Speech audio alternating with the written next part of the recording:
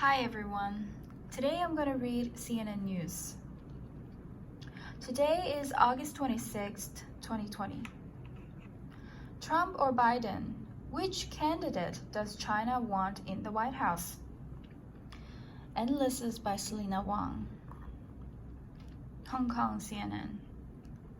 U.S. President Donald Trump recently claimed that if his Democratic rival Joe Biden wins this November's presidential election, China will own the United States and Americans will have to learn to speak Chinese. The suggestion that Democrats are often soft on China is a recurring policy theme that the president has returned to throughout his 4 years in office. Now, as Trump prepares to take on Biden in a bid to secure a second term, his administration is once again amping up the anti-China rhetoric. Ahead of this week's Republican National Convention, Trump's campaign announced its second-term agenda. The short document sets out 10 core priorities. Near the top of the agenda is End Our Reliance on China, listed right after Jobs, and Eradicate COVID-19.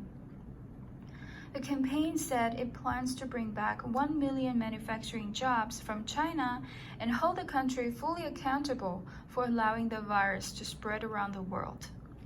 Since Trump took office, relations between the two countries have spiraled to their lowest point in decades. Trump has waged a tariff war, sanctioned Chinese officials, angered Beijing with his support for Taiwan, and banned Chinese technology companies, including prized telecommunications giant Huawei. Though concerns about China have become decidedly more bipartisan in recent years, there remains a view among many in Washington that Chinese leaders would prefer a President Biden come 2021. It's an idea that was given fresh impetus after William Evanina, a top U.S. intelligence official, said in a statement last month that Beijing would rather Trump lose the election. During a keynote address at the opening night of the Republican Convention, Monday, former ambassador to the United Nations and former governor of South Carolina, Nikki Haley, said Biden would be great for communist China. But experts say the reality is far more complex, and China's leadership remains decidedly split on which candidate would better align with the country's long-term strategic aims. Social media mockery. From Beijing's perspective, Trump appears to have weakened America's traditional alliances and international reputation. Chinese propaganda has cited Trump's response to the pandemic, which has now killed more than 177,000 Americans, as proof of the U.S. failing political system and faltering global leadership. On Chinese social media, Trump has been mockingly named Trump Jingguo, or Build Up the Country Trump, with online users positing that Trump is bolstering Chinese President Xi Jinping's regime by wrecking America.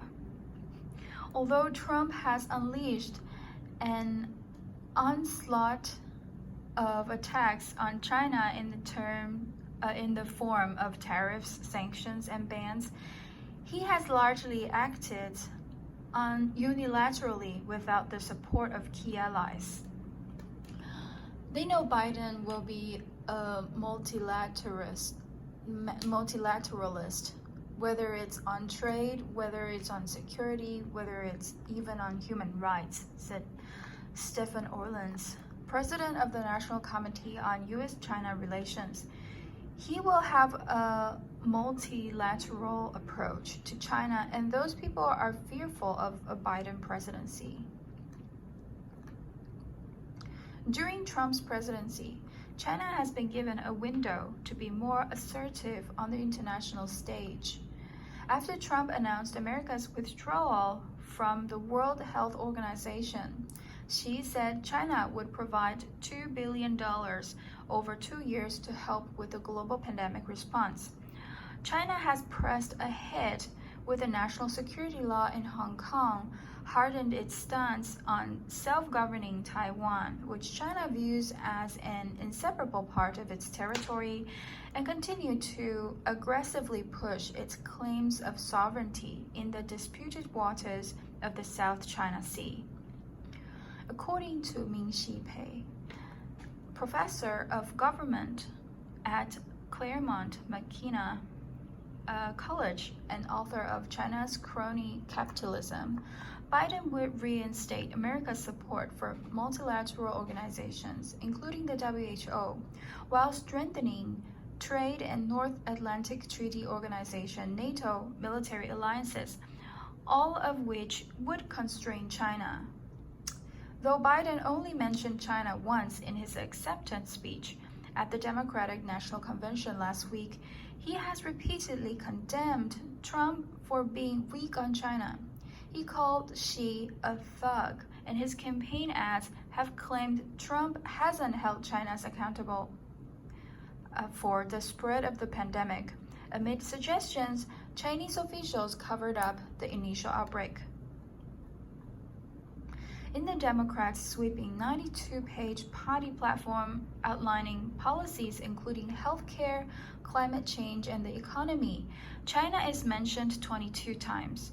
The document outlined how Democrats will take aggressive action against China or any other country that tries to undercut American manufacturing work, with allies to stand up to China, condemn China's mass internment of Uyghurs and other ethnic minorities in Xinjiang, and enforce sanctions on entities responsible for undercutting Hong Kong's autonomy. Biden wrote in a Foreign Affairs article earlier this year that China can't afford to ignore more than half the global economy. That gives us substantial leverage to shape the rules of the road on everything from the environment to labor, trade, technology, and transparency, so they continue to reflect democratic interests and values. Susan Shirk, chair of the 21st Century China Center at UC San Diego and former Deputy Assistant Secretary of State during the Clinton administration, said China has lost a lot of friends in Asia by using its economic power to coerce other countries into endorsing the Chinese line. If there is a Biden administration, building a stronger coalition in Asia will be a lot easier. Trump's unpredictability. But whereas a Trump presidency would be challenging for Beijing, Trump presents something altogether different for risk-averse leaders in Beijing: volatility. In a recent U.S. intelligence report compiled by top officials in Vienna, Trump's unpredictability was cited as a reason why China would prefer Biden. When Trump first took office, he said Xi's praises after they dined together at his Mar-a-Lago estate in Florida. But that hasn't stopped him alternating between aiming threats at China and announcing that he and Xi loved each other. Experts say that this type of unpredictability increases the risk of military escalation in areas where interests overlap, such as the South China Sea, East China Sea, and Taiwan. We do not have a good communications and crisis prevention with China the way we had with the Soviet Union during the Cold War, Shirk said. So it's a very dangerous situation. Chinese state media has called Biden smoother to deal with, creating room to cooperate on major international issues like climate change and nuclear non-proliferation. Henry Wang, advisor to China's cabinet and founder of the Center of Globalization, said that under a Biden administration, there would be more opportunities for dialogue. Pei said that the split in Chinese attitudes toward Trump and Biden depend on whether officials in Beijing are taking a short or long-term view. Those who take a long-term view prefer Trump, since they view him as being incompetent and unable to get allies on board, thus giving China more room to maneuver. Another 4 years of Trump would lead to more internal divisions within America, reducing its ability to successfully wage a long-term struggle against China, Pei said. The Biden administration can devise a long-term strategy that is sustainable, that is multilateral with ally support, that will actually contain Chinese power much more effectively for the next 2 to 3 decades, Pei said. Those focused on the near term would prefer Biden, since he would put a pause in the rapidly deteriorating relations. A Biden administration will most likely have pause in what I call the demolition process, Pei said. It's not in the U.S. fundamental interest to demolish the most important relationship in the world. This is the end of the content. Thank you for your attention. I hope to see you in my next video. Bye.